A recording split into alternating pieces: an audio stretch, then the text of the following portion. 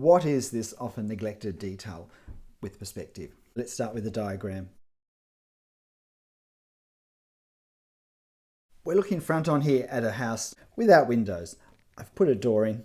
The important things to note is that the roof overhangs. There's a decorative band between the first and second floors. That's like a very shallow, long, skinny box stuck onto the outside.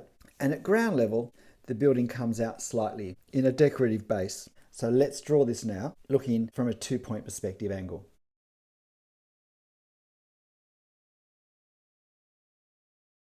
And we often end up with something that looks a bit like this in a lot of the drawings I see. What is it that I want to suggest?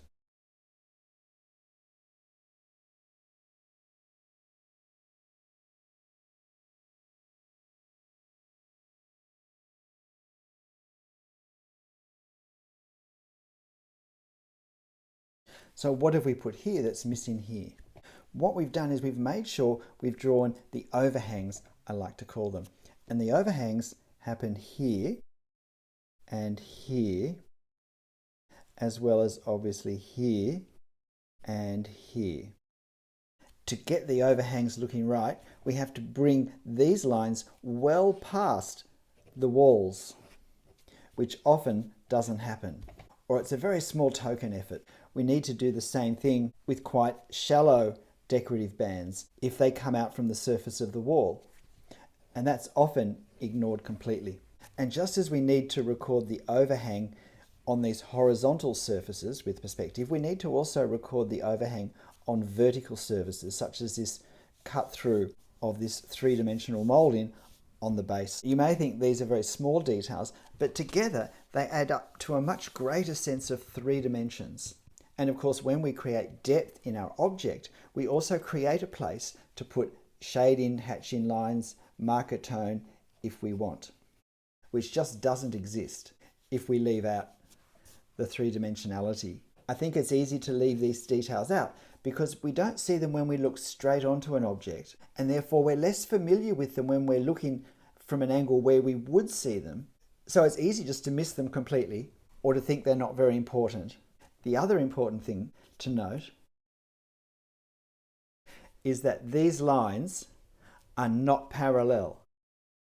Because they go back to the same vanishing point, they will be moving closer together the further away they go from the viewer. Now, whether this distinction is strong enough to be worth trying to draw really depends on the size of the overhang, how close we are, how long this wall is, and therefore how long these lines are, and so forth. But it's always important to be aware, because if there is enough room to show this narrowing in these overhangs, then it's important to do it. And we'll look at one more thing to do with these. For this, we need another box, a taller box.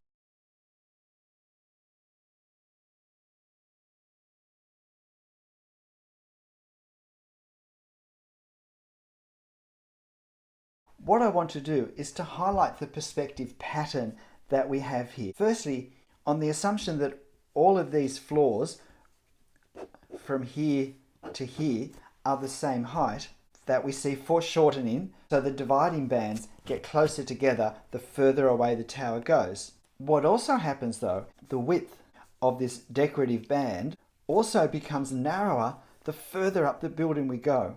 But the overhang in some measure grows the further up the building we go because our view of it changes. Right up the top here, we're looking up under the overhang a lot more than we are down here. And that means we see more of it. So as we go up, we have this pattern that we see more. There is a greater thickness to the overhang as it goes up.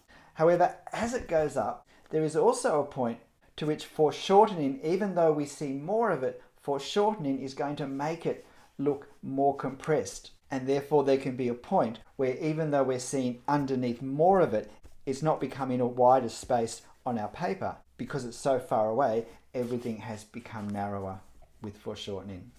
And for many drawings, it could well be that this pattern can be too fiddly for the size of the drawing that we're actually doing.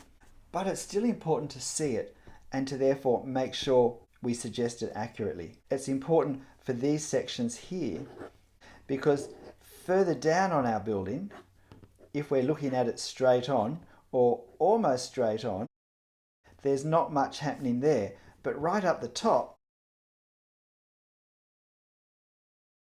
where we're looking up underneath more, we actually have this fatter triangle compared to a very thin shape lower down.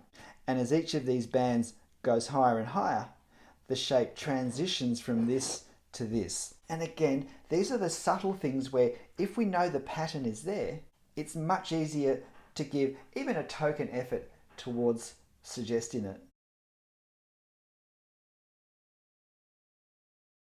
We best put some sort of top on our building, eh? But whether we're looking at a subtle changing of shapes over a long distance or it's something much more down to earth, let's take every chance that's practical to show the three-dimensionality of our structure and to incorporate those depth elements into our perspective.